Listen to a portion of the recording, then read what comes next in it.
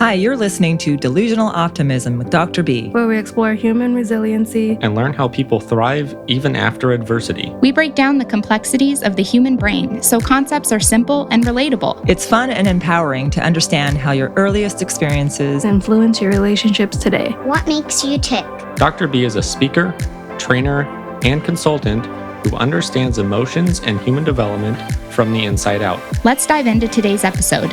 Here's Dr. B. In today's episode, we're going to be talking about the new podcast, Delusional Optimism with Dr. B, and resilience, of course. This episode is called Rising to the Occasion of Resilience. If you're interested in furthering this conversation, please email me at contact@drbconnections.com. Or if you want to book a training or learn more about me, go to my website at www.drbconnections.com. This episode was recorded on June 26th during a Facebook Live series. Without further ado, let's kick it over to the episode. We have you here. Let's just get started. Today is Friday. Thank goodness it's another Friday. And it is June 26th, 2020. I can't believe it. And you're here with Delusional Optimism for the first time. And it wouldn't be right if I didn't kick off Delusional Optimism without resilience as the first topic. So I'm going to share a little bit more about myself, but then we'll dig deeper into resilience. So I am a developmentalist at heart, and I'm a humanist. What does that even mean? It means that I trust the body and the mind to develop through maturation. That's what development is, and to grow naturally. So I believe that kids and babies and people just develop on a typical natural progression, and we don't really need to interfere with that. Of course, we need to support it, but we don't need to interfere with it. We're not going to stop a baby from learning how to walk unless we pretty much, cage them. So now, of course, we enhance the process by infusing protective factors into our society to maximize the operating system of the human, of the baby. So we contribute by building protective factors into their growth and development. So I'm also a humanist. I love Carl Rogers, and Carl Rogers' theory is really based on three core concepts. And those core concepts I feel are really my personal core concepts. Like, I'm a Rogerian. They're empathy, unconditional positive regard, and congruence. So you've heard me talk before about micro emotions. That's really what congruence is. It's when I say something that you read in my face that what I say is what I mean, that I'm matching. I'm not saying really sad things while I'm smiling and acting, in a different one, sending a different message with my face. Carl Rogers was a client-centered therapist, psychologist who developed this theory and believed that growth happened when people could be held in congruence with empathy, and then they were provided unconditional positive regard. That's that loving, unconditional feeling that we have towards babies and other people where they can just be who they are and we're going to love them. And that I too believe is so important when people are growing and changing and developing. So I talk about these things a lot and how they are seen and experienced in natural settings and across the whole lifespan. So even though I'm a baby person at heart, because it all begins in babyhood, and I love that. But the truth is that growth and change can happen across the lifespan. It's a lot easier when we start at the beginning with good tools and resources, but we can also continue to make changes on ourselves and help others change throughout life. So with science, anthropology, pediatrics, child development, social science, cultural studies, these have all contributed to our understanding of the human experience. And one process that stands the test of time is resilience and the ability to overcome adversity and really to overcome trauma in some cases. People suffer terrible, terrible injuries emotionally and physically. They have losses of death and abandonment. They are treated unfairly and unjustly. And, the list goes on and on. I could never explain all the trauma and adversity that people face in their lives because it is as diverse as humanity. However, what we do know from science and research is that if we focus on protective factors, and there are so many of those in the first 3 years of life, by especially ensuring attachment, attunement, and loving relationships, we set the stage for resilience. So babies are born vulnerable. I've said this before. It's said in the research. There's just no way around. You just look at a newborn baby and you say all you see is vulnerability. But when someone loves you through your weakest moments, you become invincible. This is what I love about Amy Werner's book, Vulnerable but Invincible, because she uses two incredibly dichotomous words to express the same person. We start our lives incredibly vulnerable, but we have the potential to be completely invincible. And I think we're seeing that in our lives right now, that people are living up to their invincibility and their resilience and being, I'm done, I'm moving. We are moving forward and doing things better. So I'm excited about that. Again, I still share that I'm scared and I'm worried and I feel pain for just the situation that we're in. But I'm glad that we're changing. We need to be doing things differently. All of us, every single one of us, regardless of skin color. Particularly whites, we need to use our power and privilege to change what we are now unearthing that the Black community and African Americans in this country have known for centuries, that we are just learning. And I talked about it in another episode where we really need to sit and tolerate our own pain and recognize our own contributions to those atrocities and let other people lead us through and out of that and into new solutions. So this is so important, and really it's so simple, meaning resilience is so critical, and yet at its just most basic bones, it's very simple.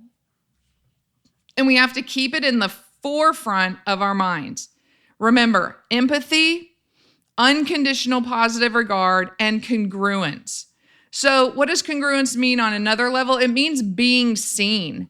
When somebody thinks about you when you're not in their presence right in front of their face, that's congruence. That's being seen. It's being thought about. It's being valued outside the immediate presence of your being.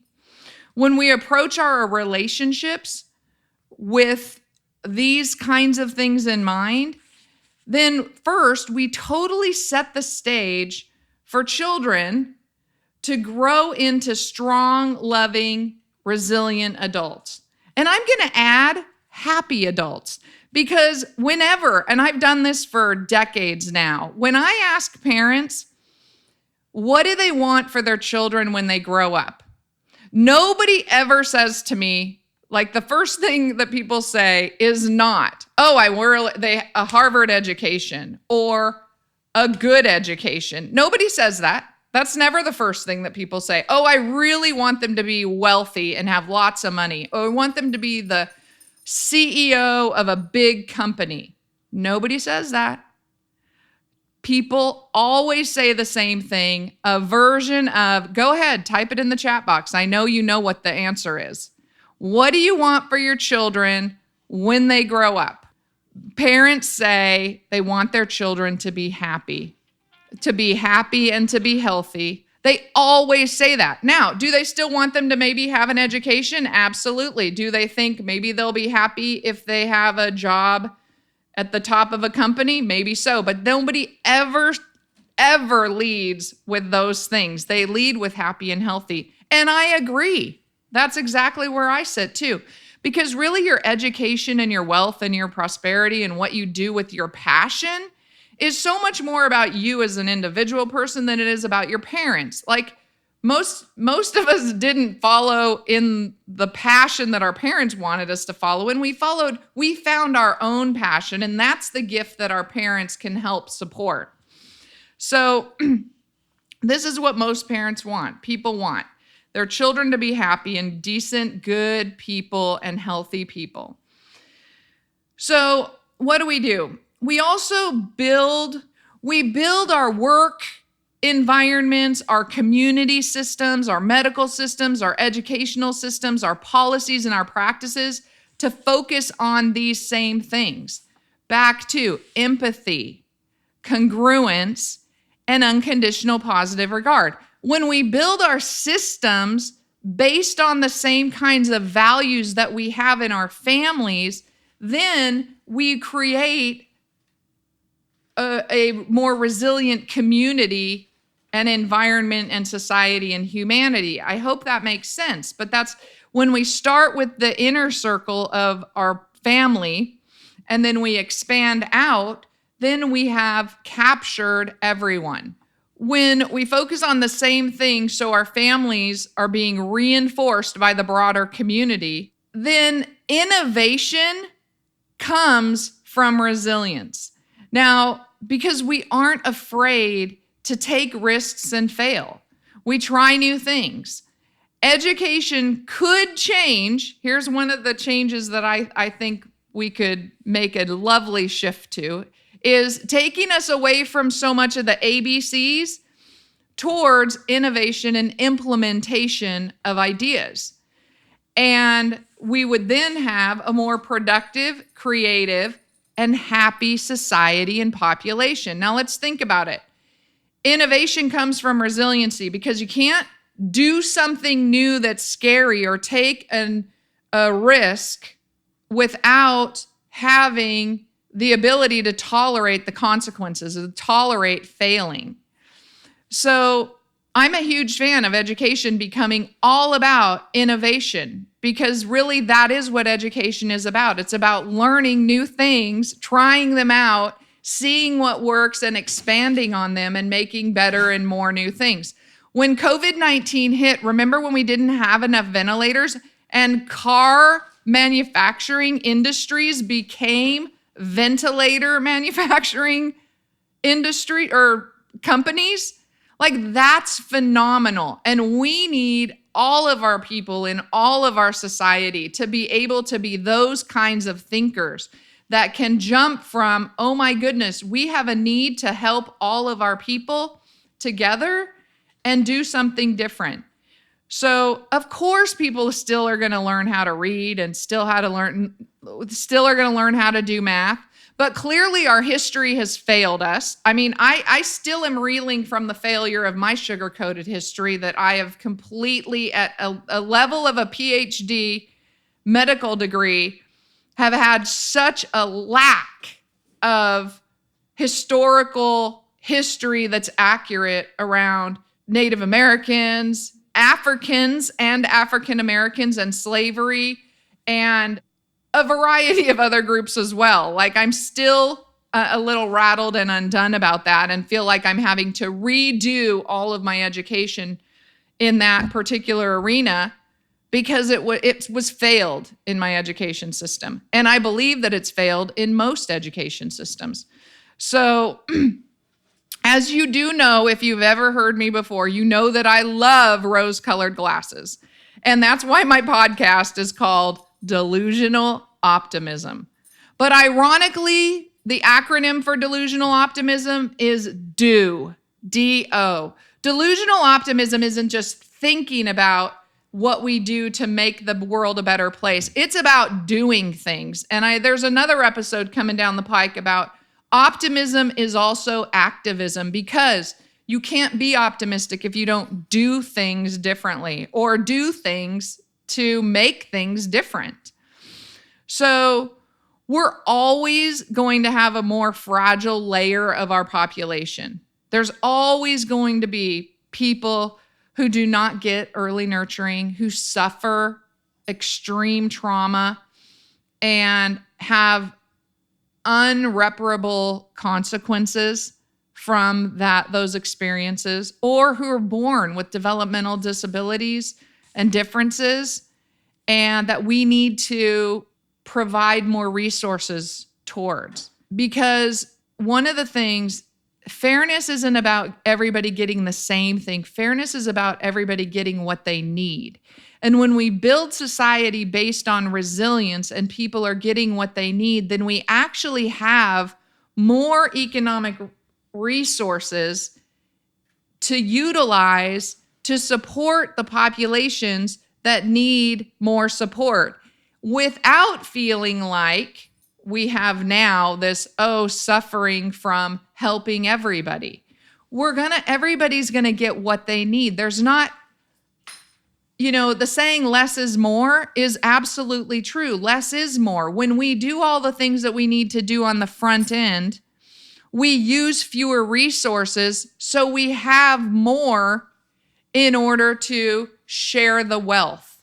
That's the whole concept of how resiliency works and why that phrase is a thing. But a lot of people don't believe that. They believe that if somebody takes a piece of the pie and they don't get a piece of the pie, then they're getting less than everybody else. But that's a flawed way of thinking about the world. And it certainly doesn't lead to the one thing that everybody can pretty much agree on is, what do they want for their children and what do we want for ourselves, because we're somebody's children, is to be happy. When you feel like people are always taking from you, you can't be happy. And it's not accurate. It just isn't. So, all right. However, when we start addressing resiliency as a trait, not a state, then we're left with more resources for those with more needs. So when I say state and trait, what I mean is we want to build resiliency as a trait of a person's character, and that starts in infancy.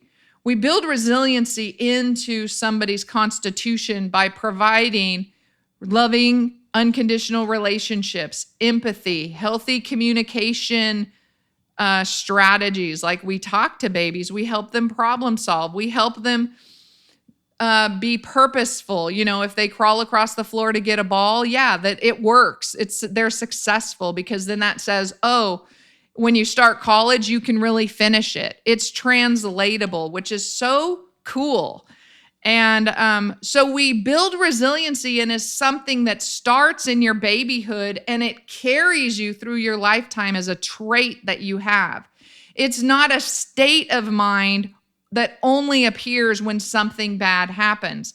That would be like, somebody passed away and I'm so sad about this loss. And now I have to pull for my resilience to go through the grieving process and move forward. That would be a state. And we only pull on our resilience when we're in a moment of adversity or trauma. That does not maximize our use of this super powerful, invincible quality that we can all build into humanity as a trait. So I wanted to kick off Delusional Optimism by painting with a broad stroke some details about who I am, how I think, and why I know that we can grow a more resilient population.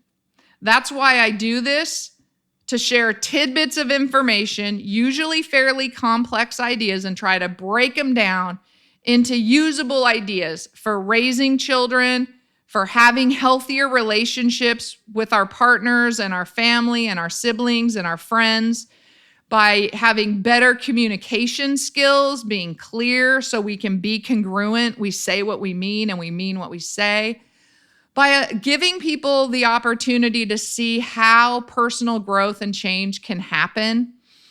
And it's okay to be, wrong about stuff. And that we can still recognize, wow, I'm really flawed in my thinking in that area because I didn't have all the information that I needed. And now when you get some more information or you meet new people who help you understand something from a different perspective, then it broadens your understanding. And that's what personal growth and change is. And it's good. It's okay. It makes you a strong, compassionate person, not a weak, ignorant person.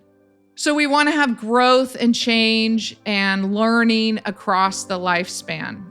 All right, everybody. Thanks so much. I love you. Mwah. Have a great afternoon and weekend, and I will see you on the flip side. Thanks so much for listening to today's episode. I appreciate the opportunity to connect with you. If you're interested in booking a training, I'd love to hear from you. You can reach me at my website, Dr. B Connections. There's a big button that says, book a training with Dr. B. It's that easy. If this show has been beneficial for you, please share it with your friends and family. Spreading the word about the show helps us grow our audience and helps continue to change the world together. Again, thanks so much for listening to Delusional Optimism. Now, go leave a life print.